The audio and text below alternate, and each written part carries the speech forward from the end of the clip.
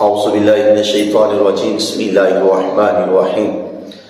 تمام امت مسلمہ اور اہل اسلام کو ربیع الاول کی آمد مبارک ہو۔ اللہ تعالیٰ اس ماہ کے تصدق سے امت مسلمہ پر اپنا خصوصی فضل و کرم فرمائے۔ اللہ تعالیٰ اس ماہ کے تصدق سے جمیع امت مسلمہ کی مشکلاتیں آسان فرمائے۔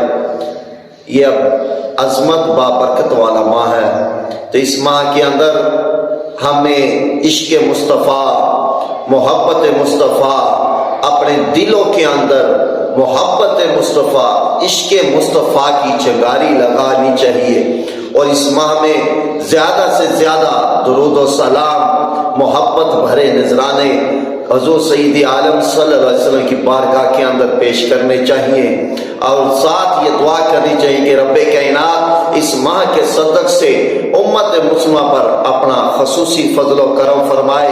تو پیغام یہی ہے کہ اس ماہ کے اندر جتنا ہو سکے زیادہ سے زیادہ درود و سلام پڑھیں، اور درود و سلام، یہ جو درود و سلام جو پڑھنا ہے، یہ اصل در حقیقت حضور سید عالم صلی اللہ علیہ وسلم کی آپ کے ساتھ محبت، نسبت، تعلق کو یہ قائم کرتی ہے۔